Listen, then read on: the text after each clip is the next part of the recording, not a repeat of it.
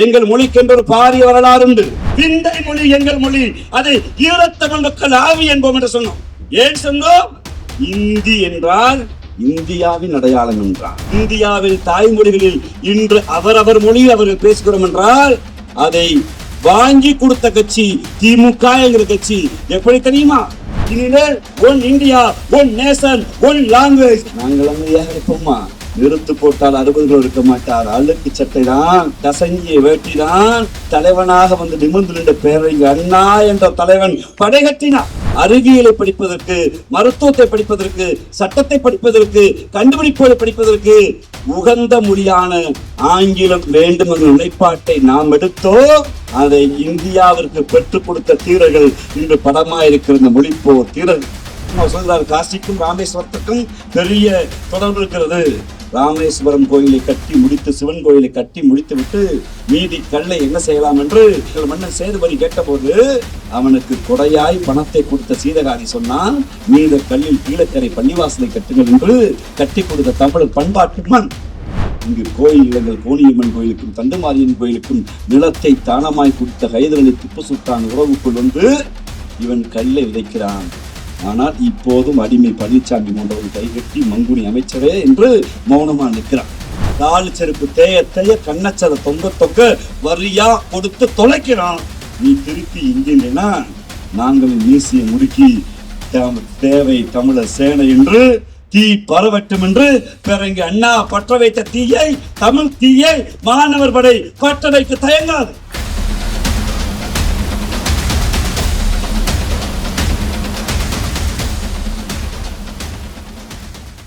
மொழிகாக்கிற போரில் தமிழ்நாடு என்கிற இந்த மண் ஒரு அறப்போராட்டத்தை சந்தித்தீர்கள். இந்தியாவில் ஒரு இயக்கத்தின் தலைவர் சுடுகாட்டுக்கென்ற இடுகாட்டுக்கென்று வருவது உலகில் எந்த நாட்டிலும் நடக்காது. இயக்கத்தின் தலைவர் வந்தால் பத்தாதா? ஆனால் தரணி ஓட்டுகிற தமிழ்நாட்டின் முதலமைச்சர் இந்தியாவில் அத்தனை மாநிலங்கள் இருக்கிற போது இந்தியாவில் தன் மொழியை பாதுகாத்து நின்ற எங்களுடைய தீரர்களுக்கு தன் நடையாய் தேய்ந்து 1 கிலோமீட்டர் 2 கிலோமீட்டர் என்று நடந்து கொட்டுகிற மலையிலும் இன்று காலை இருந்து ஏறத்தாழ இத்தனை ஆண்டு காலம் இயக்கம் தோன்றிய நாள் முதல் எங்கள் தலைவர்கள், முதலமைச்சர்கள், எங்களுடைய தலைவர்கள்லாம் வருகிற போது எங்கள் தாளமுத்துவையும், எங்கள் நடராஜனையும், எங்கள் தருமாம்பாளையும் தேடி போய் மலர் வணக்கம் செலுத்தி உங்கள் குருதியில் நாங்கள் உறுதி ஏற்கிறோம். சந்தன பேழையில் உறங்கிய எங்களுடைய தீரர்களே, தியாகிகளே, நீங்கள் மறைந்தது சாதாரண கனவுக்கில்லை. தமிழை, அன்னை மொழி என்கிற இந்த தாய்மொழியை இந்தி தீண்டிய போது நீங்கள் மறைந்து போனீர்கள். உங்கள் சந்ததியினர் நாங்கள் காக்கிறோம் என்று காலையில் கொட்டுகிற மலையில் சென்னையில் தியாகிகளுக்கு அஞ்சலி செலுத்திய எங்கள் இனத்தின் தலைவர் அறைகோல் விடுத்திருக்கிறார். தமிழர்களே திரளுங்கள், தமிழர்களே திரளுங்கள், தமிழ்நாடு வெல்லும் என்று அறைகோல் விடுத்திருக்கிறார். எப்படி திரண்டோம் தமிழர்கள்? நாங்கள் எப்படி திரண்டோம்?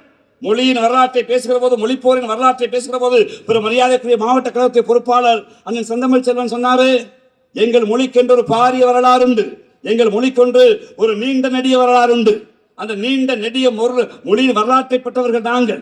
இந்தியா என்கிற நாடு ஏதோ இந்தி பேசுபவனுக்கு மட்டும் சொந்தமான நாடு என்றும், இந்தியா என்கிற நாடு ஏதோ இந்தி பேசுபவனுக்கு மட்டும் பூர்வீகமான நாடு என்றும், இந்தியா என்கிற நாட்டை ஆளுவதற்கு ஏதோ இந்தி பேசுபவனுக்கு மட்டும்தான் அதிகாரம் படைத்தது என்று இருந்தபோது இந்த தெருக்குள் தான் எங்கள் பாரதிதாசன் தான் சொன்னான், இந்திக்கு தமிழ்நாட்டில் ஆதிக்கமா, நீங்கள் எல்லோரும் வாருங்கள் நாட்டினரே, தமிழுக்கு திண்ண வந்த பின்னும் இந்த தேகம் இருந்த லாபம் உண்டோ?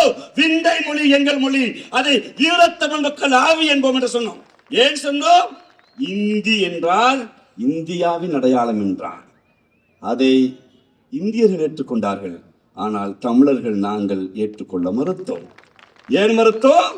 இந்தியா என்ற நாட்டின் காலடி இருக்கிற காஷ்மீர் என்கிற மாநிலத்துடைய தாய்மொழி காஷ்மீரி, இமாச்சல பிரதேசம் என்கிற மாநிலத்துடைய தாய்மொழி பகாயி, ராஜஸ்தான் என்கிற மாநிலத்துடைய தாய்மொழி மார்வாரி, குஜராத் என்கிற மாநிலத்துடைய தாய்மொழி குஜராத்தி, பஞ்சாப் என்கிற மாநிலத்துடைய தாய்மொழி பஞ்சாபி, உத்தரப்பிரதேசம் என்கிற மாநிலத்துடைய தாய்மொழி சாந்திரி, பீகார் என்கிற மாநிலத்துடைய தாய்மொழி போஜ்புரி, மத்திய பிரதேசம் என்கிற அந்த மாநிலத்துடைய தாய்மொழி மைதிலி, சாந்திரி, போஜ்புரி, மிசோரம் என்கிற மாநிலத்துடைய தாய்மொழி காரா, காசி, கோரா, மேகாலயா என்ற மாநிலத்துடைய தாய்மொழி மேகா, அசாம் என்ற மாநிலத்துடைய தாய்மொழி அசாமி, இங்க இருக்க திரிபுரா என்ற மாநிலத்துடைய தாய்மொழி திரிபுரி, மேற்கு வங்கம் என்ற மாநிலத்துடைய தாய்மொழி வங்கம், ஒரியா என்ற மாநிலத்துடைய தாய்மொழி ஒரிசா என்ற மாநிலத்துடைய தாய்மொழி ஒரியா, கர்நாடகா என்ற மாநிலத்துடைய தாய்மொழி அன்னை தமிழின் உதிரத்திலிருந்து பிறந்த எங்கள் ரத்தத்தின் சாட்சியாக இருக்கிற எங்கள் கன்னடம்.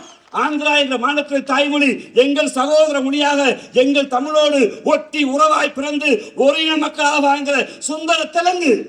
கேரளா என்ற மாநிலத்துடைய தாய்மொழி எங்கள் மொழியிலிருந்து எங்களோடு இன்னும் எங்கள் தண்ணீரை நாங்கள் தண்ணீர் என்கிற போதும் இன்னும் தூய்மையான மொழிகளை கொண்டிருக்கிற என் கேரளத்தான மலையாளம். இத்தனை மொழிகள் இருக்கிற போது அன்னை மொழியான தமிழ்நாட்டுக்கு செம்மொழியான தாய்மொழி தமிழ் தாய்மொழியாக இருக்கிற போது வட இந்திய தலைவர்கள் சொன்னார்கள் இந்திதான் இந்தியாவின் அடையாளம் என்று. மற்றவன் கேட்டான். ஆனால் எங்கள் ஊரில் ஒரு கருப்பு சட்டைக்காரன் கம்போடு கிளம்பினான். தந்தை பெரியார் என்கிற கிழவன் சொன்னான், இந்த ஊரில் மூத்த குடி என்கிற சண்டைக்கு நான் வரவில்லை, உலகில் மூத்த குடியதென்று குடியாதிக்கம் பேச நான் வரவில்லை, ஆனால் என் தமிழ் உன் சமஸ்கிருதத்தை விட உன் இந்தியை விட நீண்ட நெடிய வரலாறு கொண்டது. ஒரு மொழியால் ஒரு இனத்தை நீ தாழ்த்துகிற போது, இந்த மொழி பேசுகிறாய் என்பதற்காக நீ தாழ்ந்தவன் என்று சொல்கிற போது, இந்த மொழியை பேசி கொலைகிறாய் என்பதற்காக என்னை நீ ஒதுங்கிப்போ என்று சொல்லும் போது நான் அமைதியாக இருக்க முடியாது என்று நிமிர்ந்து சண்டையிட்டு முதல் இந்தி போரை பற்ற வைத்தார் எங்கள் பெருங்கிழவன் பெரியார் என்கிற கிழவன்.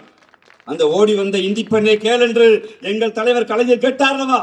16 வயது இருக்கிற போது சிறுவர்கள் எல்லாம் இதே தெருக்களில் ஓடி ஓடி இந்தியே வராது என்று சொன்னோம், தடுத்து நிறுத்தினோம். நாடு சுதந்திரம் அடைய வந்தது. நாடு சுதந்திரம் அடைகிற போது சொன்னார்கள் இந்தியாவில் இனிமேல் இந்தி தான் ஆட்சி மொழி என்கிறார்கள். இந்தியர்கள் அமைதியாகத்தான் இருந்தார்கள். ஆனால் தமிழர்கள் நாங்கள் சொன்னோம், எங்கள் தமிழ்நாட்டில் நாங்கள் தமிழை பேசுகிறோம், ஆந்திராவில் அவர்கள் தெலுங்கை பேசட்டும், குஜராத்தில் அவர்கள் குஜராத்தியை பேசட்டும், குஜராத்துக்காரனும் தமிழனும் பேசிக்கொள்ள வேண்டும் என்றால் ஒரு மொழியை கண்டுபிடிப்போம், அது ஆங்கிலமாக இருக்கட்டும். ஏன் ஆங்கிலமாக இருக்கட்டும்? ஆங்கிலத்தில் மருத்துவம் இருக்கிறது, ஆங்கிலத்தில் பொறியியல் இருக்கிறது, ஆங்கிலத்தில் அறிவியல் இருக்கிறது, ஆங்கிலத்தில் அன்றே பெரியார் சொன்னார் கணினி என்கிற ஒரு எந்திரம் வரப்போகிறது, உலகத்தில் ஆங்கிலம் படைப்புகளின் தத்துவமாக இருக்கிறது. குஜராத்திக்காரனும் தமிழனும் பேசிக்கொள்ள வேண்டும் என்றால் ஒரு ஆங்கிலம் போதும். ஏனென்றால் ஆங்கிலம் அந்நிய மொழிதான். அந்நிய மொழிதான். ஆங்கிலம் என்கிற மொழி எங்கள் மண்ணுக்கு 300-600 ஆண்டு கால வரலாறு. ஆனால் இந்தி என்கிற மொழி எங்கள் மண்ணுக்கு 100 ஆண்டு கால வரலாறு கூட இல்லை. தமிழர்களாகி எங்களுக்கு அந்நிய மொழி இந்தியா ஆங்கிலமா என்று கேட்டால், பிரிட்டிஷ்காரன் எங்களுக்கு ரயில்வேயை கொடுத்தான், பிரிட்டிஷ்காரன் எங்களுக்கு கோட்டத்தை கட்டினான், பிரிட்டிஷ்காரன் எங்களுக்கு மருத்துவமனையை கொடுத்தான், பிரிட்டிஷ்காரன் எங்களுக்கு நீதிமன்றத்தை கொடுத்தான், பிரிட்டிஷ்காரன் எங்களுக்கு டாக்டரை கொடுத்தான், பிரிட்டிஷ்காரன் எங்களுக்கு வக்கீலை கொடுத்தான், பிரிட்டிஷ்காரன் எங்களுக்கு இன்ஜினியரை கொடுத்தான், பிரிட்டிஷ்காரன் பிஏ படிப்பதற்கு பட்டத்தை கொடுத்தான். அவன் எனக்கு அந்நியன் என்றால் இந்திக்காரன் எனக்கு என்னத்தை கொடுத்தா என்கிற கேள்வியை தந்தை பெரியார் கேட்டார். முதல் கழகத்தை பற்ற வைத்தார்.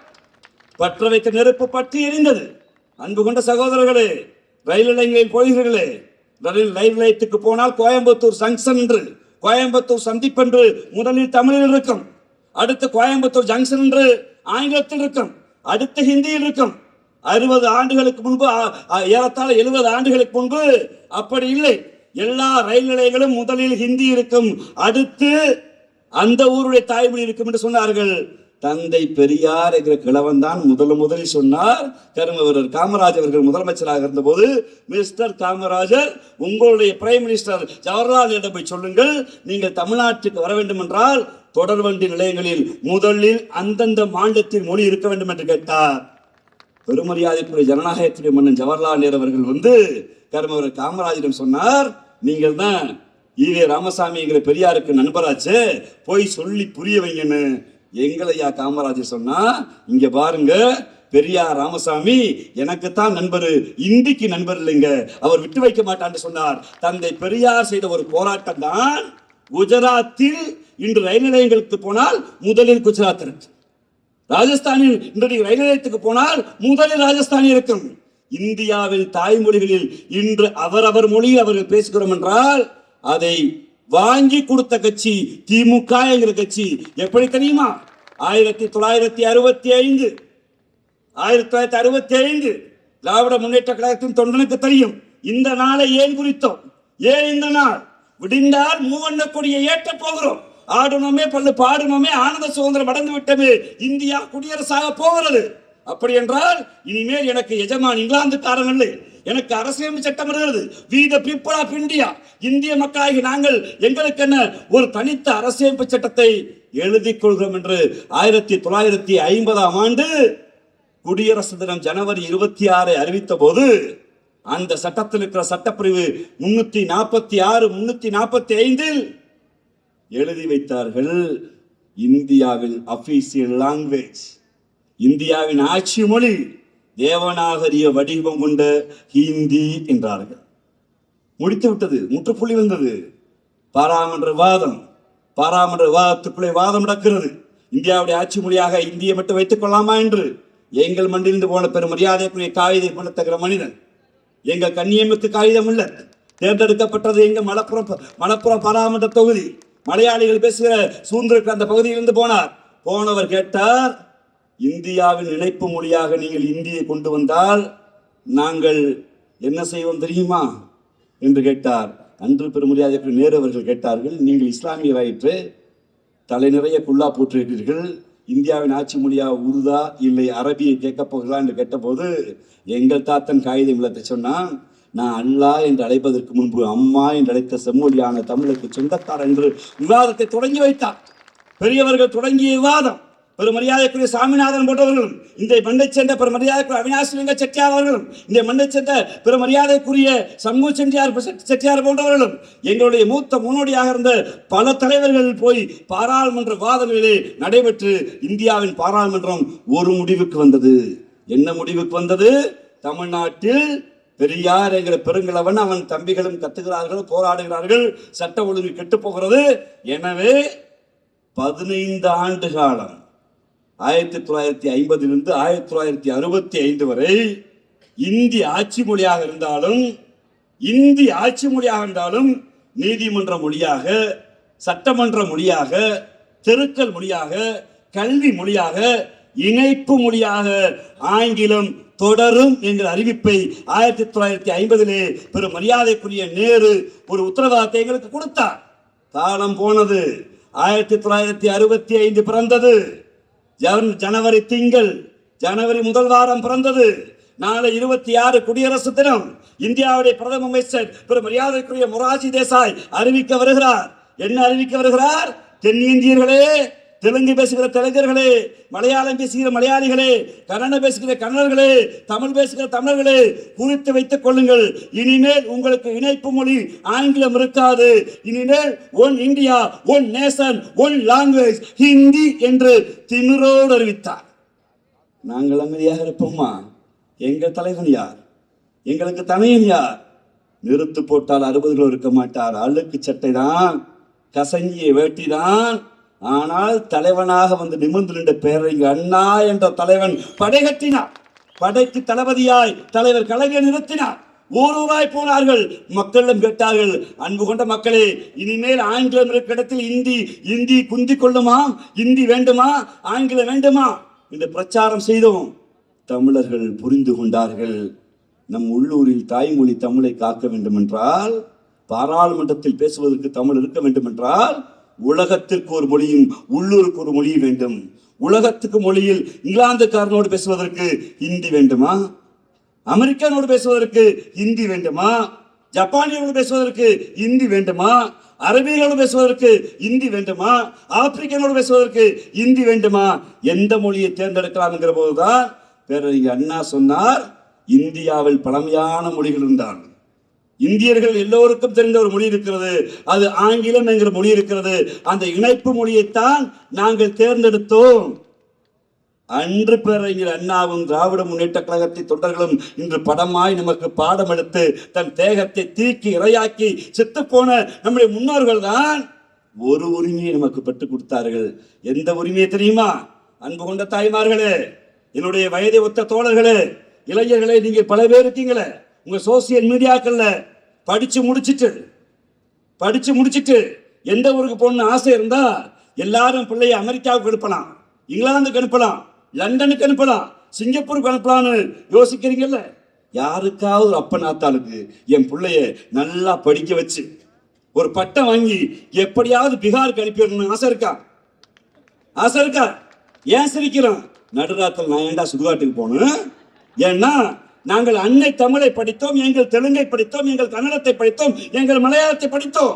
ஆனால் உலகிற்கு போவதற்கு, அறிவியலை படிப்பதற்கு, மருத்துவத்தை படிப்பதற்கு, சட்டத்தை படிப்பதற்கு, கண்டுபிடிப்புகளை படிப்பதற்கு உகந்த மொழியான ஆங்கிலம் வேண்டும் என்ற நிலைப்பாட்டை நாம் எடுத்தோம். அதை இந்தியாவிற்கு பெற்றுக் கொடுத்த தீரர்கள் இன்று படமாயிருக்கிற இந்த மொழிப்போர் தீரர்கள். இதனால் என்ன அடைந்தோம்? என்ன அடைந்தோம்? நீங்கள் ஆங்கிலத்தை தானே காப்பாற்றினீர்கள், இந்தியை எங்கள் தடுத்தீர்கள் என்று கேட்கிறார்கள். உங்களுக்கு தெரியுமா, இந்தி தெரியாது போடா என்று சொல்கிற தமிழ்நாடு தனிநபர் வருமானத்தில் முதல் மாநிலம். இந்தி படித்த பீகார், உத்தரப்பிரதேசம் 24வது மாநிலம். இந்தி தெரியாது போடா என்று இந்தியை தடுத்த தமிழ்நாடு பெண்களுடைய வேலைக்கு போகிற திறன் என்ற மரியாதைக்குரிய பாராமரிப்பு சொன்னாரு. பெண்களை மதிக்கிற மாண்பு கொண்டிருக்கிற மாநிலத்தில் முதல் மாநிலம் பீகார் என்கிற மாநிலம் 9வது 10வது இருக்கு. நமக்கு வட இந்திய கனவில்லை, எங்களுக்கு கனவு இருக்கிறது, மேற்கத்திய கனவு இருக்கிறது. எங்களுக்கு போட்டி அண்டை நாடுகளோடு தான் தவிர அண்டை மாநிலத்தோடு இல்லைங்கிற நிலையை உண்டு செய்தோ. எப்படி உண்டு செய்தோ? அப்படி என்றால் நீங்கள் தமிழுக்கு துரோகம் செய்து விட்டீர்களா? அடுத்த கேள்வி கேட்கிறார்கள். அன்பு கொண்டவர்களே, உலகத்திலேயே ஒரு இயக்கம் ஒரு மொழியை புனிதமாக்குவது மட்டுமல்ல, உரிமையாக்கி சண்டையிட்டு செருமை செய்திருக்கிறது என்றால் அது திராவிட இயக்கம் மட்டும்தான். உலகத்தில் எத்தனையோ மகன்கள் இருப்பார்கள். திருக்குறள் என்கிற அந்த பெரிய வள்ளுவருக்கு, நம் பெரிய தாத்தனுக்கு 2வது தாய் யார் தெரியுமா? நமது தலைவர் கலைஞர் தான். கலைஞர் இல்லை என்றால் நான் பொது வழியில் திராவிட முன்னேற்ற கழகத்தின் மாணவனை செயலாளர் சொல்கிறேன். சமயத்தை படிக்கிற, பக்தி பாடல்கள் எழுதுகிற யார் வேண்டுமானாலும் போட்டிக்கு வரலாம். எங்கள் பாட்டன் ராஜராஜ சோழன் ஆண்டார், ராஜேந்திர சோழன் ஆண்டார், ஆமாண்டார். ஆனால் அவர்கள் அரசவை கவிஞையில் எங்கள் திருக்குறள் இல்லை. எங்கள் சேரன் செங்குட்டுவன் அவையில், எங்கள் கடுங்கோன் அவையில், எங்கள் அதியமான் அவையில் எங்களுடைய திருக்குறள் இல்லை. ஆனால் எங்கள் பாட்டன் கலைஞர் பெருமகன் நந்தபெரும்புதான் தெருக்களில் அகர முகர் எழுத்தெல்லாம் ஆதி மகன் முதற்றே உலகென்று என் பிள்ளைகள் சொல்கிறது. நான் மார்க்கத்தால் இஸ்லாமியன், நான் மத வழிபாட்டால் கிறிஸ்தவன், நான் மதத்தால் இந்து என்று சொன்னாலும் எமக்கு மறை திருவள்ளுவர் என்று நாம் சொல்கிறோம் என்றால் திருக்குறளை அரசு பாடமாக்கி, திருக்குறளை பொதுமறையாக்கி, வள்ளுவர் எப்படி இருப்பார்? வள்ளுவர் நீண்ட முடியோடு இருப்பார், தாடியோடு இருப்பார், ஒரு வெள்ளை துணி உடுத்திருப்பார் என்று வள்ளுவரை பெற்றெடுத்த தலைவர் கலைஞர் என்கிற அன்பு மகன். இந்த வள்ளுவர் இதோட இருந்தோம். தமிழ்நாடு என்கிற மாநிலம். இன்னைக்கு பல இளைஞர்களுக்கு இதென்ன நாடா என்று கேட்டார்கள். பெருமரியாதை குறிப்பார் என் அண்ணா தான் சொன்னார், நாங்கள் நாட்டுக்குள் நாடு கட்டவில்லை, நாங்கள் நாடாக தகுதி பெற்றவர்கள் தான். இந்தியாவிலே ஒரு மாநிலம் நாடென்று பெயர் வைக்கிறது என்றால் தமிழ்நாடு என்கிற மாநிலம் தான். அதை பெற்றுக் கொடுத்தவர் பெற அண்ணா என்கிற பெருந்தகை. தமிழுக்கு என்ன செய்தோம் கேட்கிறார்கள். அன்பு கொண்டவர்களே, இந்திய மொழிகளில் எல்லா மொழிகளும் வழக்கொழிந்து விட்டது. மலையாளம் என்கிற மொழியும், கன்னடம் என்கிற மொழியும், தெலுங்கு என்கிற மொழியும் சமஸ்கிருத ஆதிக்கத்துக்கு அழிந்து அழிந்து அழிந்து மறைகிற தருவாயில் இருக்கிறது. ஆனால் என் அன்னை மொழி அப்படியா இருந்தது. அன்னை என்கிற மொழி இலக்கிய வரலாற்றில் 76 மொழிகளை கொண்டது. ஹிந்தி என்கிற மொழிக்கு இலக்கண இலக்கியங்கள் இல்லை, ஹிந்தி என்கிற மொழிக்கு வாய்ப்பாடுகள் இல்லை, தேமா இனிமா புளிமா என்கிற வாய்ப்பாடுகள் இல்லை. ஆனால் தமிழ் என்கிற அன்னை மொழிக்கு கிளை மொழிகள் 76 இருந்தது. திருந்திய மொழிகளாக தெலுங்கும், மலையாளமும், கன்னடமும், துளுவும், கோண்டும், தூதுவானாலும் திருந்தா மொழிகளாக பராகுயி, ராஜமகால், மேலே படுகாயங்கிற மொழியை சொன்னமளவா 76 மொழிகள் கொண்டிருந்தோம். எதுவரை கொண்டிருந்தோம்?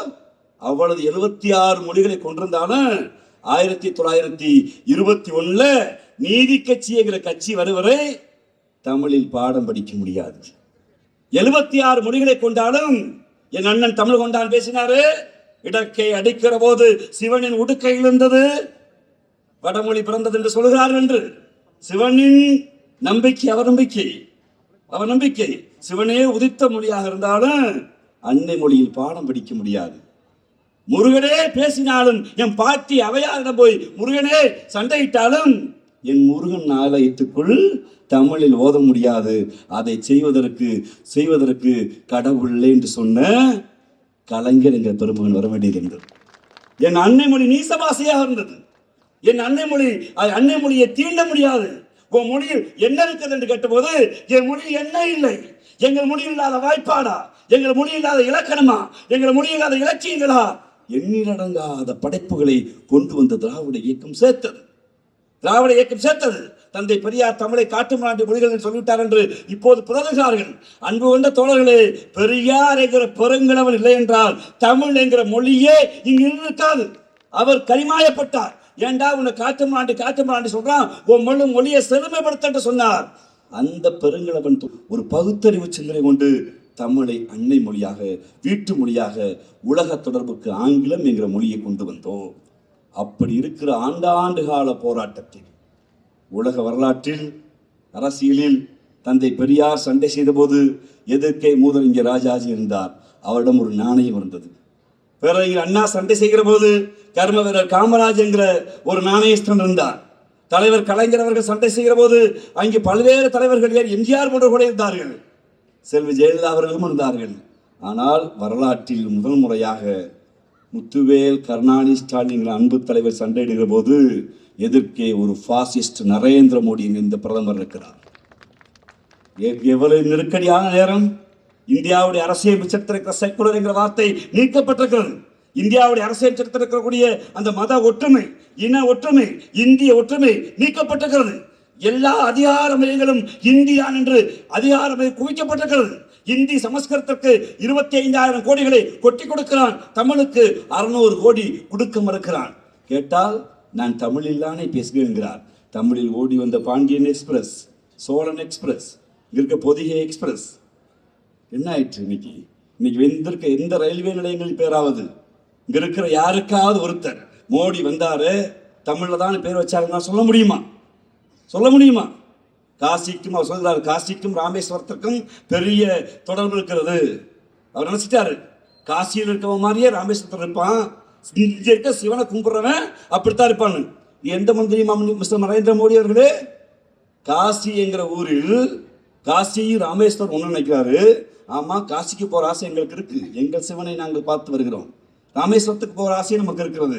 ஆனால் ராமேஸ்வரத்தில் இருக்கிற செக்குலரிஸ்ட் என்ன தெரியுமா? ராமேஸ்வரம் கோயிலை கட்டி முடித்து, சிவன் கோயிலை கட்டி முடித்து விட்டு மீதி கல்லை என்ன செய்யலாம் என்று மன்னன் சேதுபதி கேட்டபோது அவனுக்கு கொடையாய் பணத்தை கொடுத்த சீதகாதி சொன்னான், மீத கல்லில் கீழக்கரை பள்ளிவாசலை கட்டுங்கள் என்று கட்டி கொடுத்த தமிழ் பண்பாட்டு மண். எங்கள் ஊர் கோயம்புத்தூரை பற்றி தெரியுமா? ஆடு அண்ணாமலைங்கிறத மனிதர் போய் கர்நாடகாவில் பிரச்சாரம் செய்தார். என்ன பிரச்சாரம் செய்தார் தெரியுமா? கேரே கவுடா, கொம்பை கவுடா என்று 2 கவுடாக்களை பெயரை சொல்லி, இந்த கவுடாக்களை யார் கொண்டு விட்டார், யார் கொலை செய்து விட்டார்? தீரன் சின்னமலையும் திப்பு சுல்தானும் கொலை செய்து விட்டார்கள் என்று ஒரு மத பதட்டத்தை செய்தார்கள். அந்த கேரே கவுடா, கம்பை கவுடாங்கிற 2 கவுடாக்களுக்கு படம் இல்லை. யார் படத்தை போடலாம்?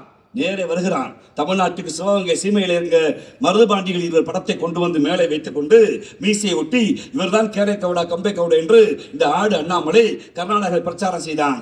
அவரிடம் சொல்ல வேண்டும், எங்கள் ஹைதர் அலியும் எங்கள் திப்பு சுல்தானும் இந்த மண்ணுக்குள் வந்தபோது அவர்களுடன் நண்பர்களாக இருந்து, அவர்களுக்கு உதவியாக இருந்து, அவர்கள் ஏற்றுக்கொண்டு தன் வாழ்நாள் முழுக்க நண்பர்களாக இருந்தவர்கள் தான் வீர வேலுநாச்சி என்கிற அன்னை மங்கை, என் ஆத்தாளோடு துணிந்தவர்கள் கெம்பை கவல், இங்கு இருக்கக்கூடிய எங்கள் மருதிடுவர்கள்.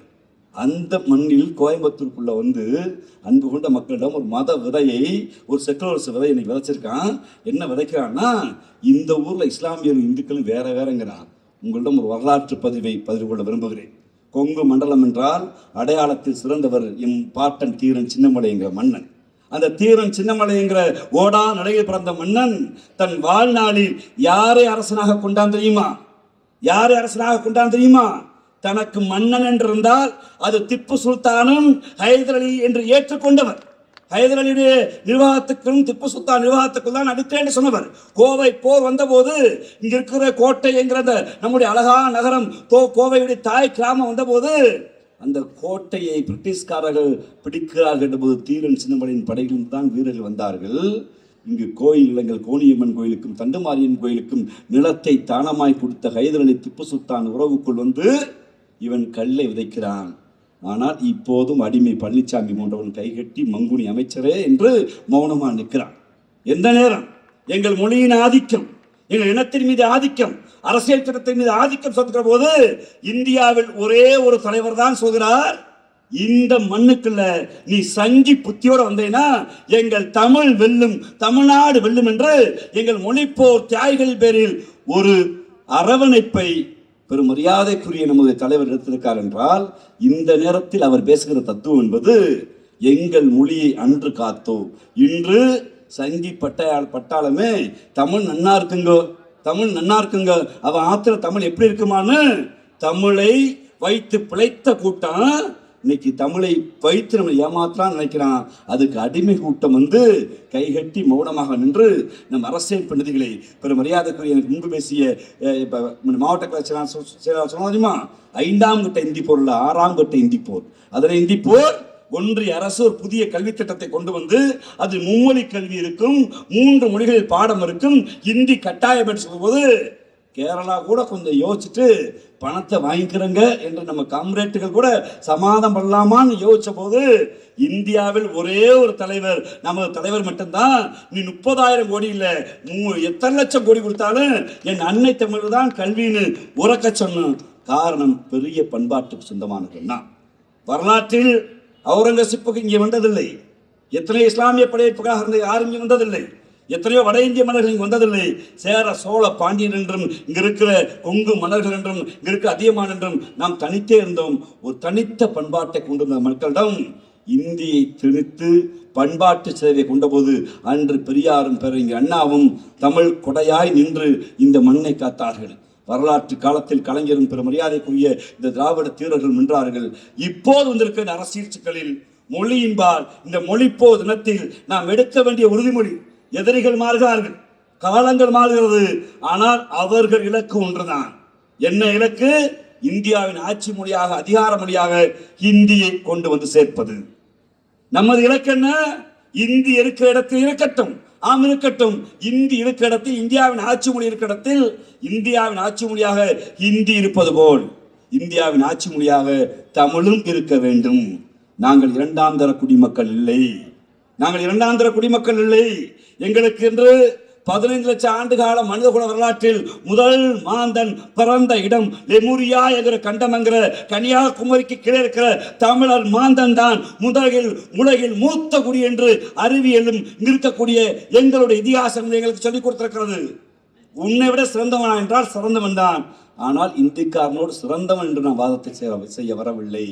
உன்னளவிற்கு நானும் தகுதியானவன். இந்தியா எங்கள் நாட்டை கட்டுவதற்கு உங்களவிற்கு நாங்கள் போராடி இருக்கிறோம். இந்தியா எங்கள் நாட்டின் விடுதலைக்கு உங்களவிற்கு உழைத்திருக்கிறோம். இந்தியா என்கிற நாடு செழுமையோடு இருப்பதற்கு இன்றும் கால் செருப்பு தேய தேய கண்ணச்சதை தொங்க தொங்க வரியா கொடுத்து தொலைக்கிறோம். நீ திருப்பி இந்தியனா நாங்கள் மீசிய முறுக்கி தேவை தமிழர் சேனை என்று தீ பரவட்டும் என்று பிறகு அண்ணா பற்ற வைத்த தீயை, தமிழ் தீயை மாணவர் படை பற்ற வைக்க தயங்காது. எங்கள் மொழி மீது எவன் ஆதிக்கம் செலுத்தினாலும், அவர் பிரதம அமைச்சராக இருந்தாலும் உள்துறை அமைச்சராக இருந்தாலும் எந்த பாராமரிந்தாலும் தமிழ்நாட்டுடைய ஆன்மா, தமிழ்நாட்டுடைய உள் மனது எங்கள் அன்னை மொழியை தீண்டினால் பட்டினி கிடந்து பசியால் மலிந்து உடல் பால்வட நேர்ந்தாலும் எங்கள் மொழியை நாங்கள் விட மாட்டோம். காரணம், எங்களுக்கு மொழி என்பது வெறும் பேசுபொருள் மட்டுமல்ல. எங்கள் மொழி என்பது எங்கள் அடையாளம், எங்கள் மொழி என்பது எங்கள் பண்பாடு, எங்கள் மொழி என்பது எங்கள் கலாச்சாரம், எங்கள் மொழி என்பது எல்லோரையும் அரவணைக்கிற தன்மை. உங்களுக்கு தெரியுமா அன்பு கொண்டவர்களே, 1950 இன்று இருக்கிற ட்ரம்ப் என்கிற மனிதன் தனித்த ஒரு ஐநா சபையை கட்டிவிடலாம் என்று நினைக்கிறார். அன்று ஐநா சபையை கட்டி எழுப்பினார்கள். ஐநா சபையில் கலாச்சார அவை என்று அவை இருக்கிறது. அந்த கலாச்சார அவையில் எந்த மொழியில் எழுதலாம் என்கிற போது அங்கு இருக்கிற 7 நாடுகளைச் சேர்ந்தவர்கள், ஐரோப்பாவை சேர்ந்த, இங்கிலாந்தை சேர்ந்தவர்கள், பிரான்ஸை சேர்ந்தவர்கள், இங்கு இருக்கக்கூடிய சைனாவை சேர்ந்தவர்கள், ரஷ்யாவை சேர்ந்தவர்கள், அரேபியாவை சேர்ந்தவர்கள், அமெரிக்கனை சேர்ந்தவர்கள், ஆஸ்திரேலியாவை சேர்ந்தவர்கள், 7 நாட்டை சேர்ந்தவர்கள் உலகம் முழுக்க போய் ஒரு மொழியில் நாம் எழுதலாம் என்று ஒரு மொழியை கொண்டு வார்கள் என்று ஆய்வு செய்தார்கள். அமெரிக்கன் சொன்னான் எலிசபெத் ராணியில் வந்திருக்க இங்கிலாந்து இங்கிலீஷ் மொழி எழுதுகின்றான். ரஷ்யன் சொன்னான் உலகிலேயே அதிக நிலப்பரப்பை கொண்டவன் நான், எம் மொழி எழுதுகின்ற சொன்னான். சைனக்காரன் சொன்னான் உலகில் அதிக மக்கள் பேசுகிற மேண்ட்ரின் என்கிற மொழியில் எழுதுங்கன்னு சொன்னான். அரபியன் சொன்னான் இங்கு புராணத்தை கொடுத்த, இங்கு இஸ்லாத்தை மதத்தை கொடுத்த, அன்பு மார்க்கத்தை கொடுத்த அரபியன் எழுதுங்கன்னு சொன்னான். இந்தியாவிற்கு வந்தபோது பெரும் மரியாதை காந்தியடிகள் ஹேராம் என்று எழுதி வைங்க சொன்னார்கள். 7 நாடுகளை சேர்ந்த குழு 3 ஆண்டு காலம் பயணப்பட்டு 1953 அக்டோபர் 30 போய் ஐநாவுடைய நுழைவாயிலில் கலாச்சார பிரிவில் ஒரு மொழியில் எழுதினான். என்ன மொழியை தெரியுமா? என் பாட்டன் முருகனுக்கும், என் பாட்டனுடைய சிவனுக்கும், என் பாட்டன் பெருமாளுக்கும், என் பாட்டி காளிக்கும் எந்த மொழியில் பேசினார் தீட்டென்று ஒரு கும்பல் சொன்னதோ அந்த மொழியில் தான் போய் நுழைவாயில் எழுதினான். யாதும் ஊரே யாவரும் கேளீர் என்று. நாங்கள் சிறமையுடையவர்கள், உலகில் அவர்கள் நாங்கள் பெருமை கொள்கிறோம். ஆனால் இந்த பெருமை யாரையும் தாழ்த்தாது. எங்களுக்கு இருக்கிற எல்லோரும் வேண்டிய அன்பு மார்க்கத்தை எங்கள் முன்னோர்கள், எங்கள் மொழி எங்களுக்கு கொடுத்திருக்கிறது. அந்த மொழியை யார் தீண்டினாலும் இந்த கருப்பு சிவப்பு படை தடுத்தே நிறுத்தும். சும்மாவே ஆடுவான். இன்னைக்கு கீழடிங்கிற சாட்சி எங்களுக்கு வந்திருக்கு. மாந்தன் பிறந்த அடி கீழடி தான் என்று வந்திருக்கிறது. அதனால்தான் வாழும் கேடையுமாய் சண்டையிடுகிற வாளாய் தமிழும் தடுத்து நிறுத்துகிற கேடயமாய் கீழடியும் இருக்கட்டும். நாம் வெற்றி முழக்கமிடுவோம். தீரர் தீரர் தீரர் படை திரளட்டும். திமுக கழகம் என்கிற படை திரளட்டும். எங்கள் அன்னை மொழிக்கு எந்த பாதிப்பு வந்தாலும் எப்பக்கம் வந்து போவதுடன் இன்றி எத்தனை பட்டாலும் பூட்டி வரும் அற்பம் என்ற இந்தியனை அழித்தொழிவும் ஆதிக்கனை. வீர வணக்கம், வீர வணக்கம். வாழ்க தமிழ், வாழ்க தமிழ், வாழ்க தமிழ்.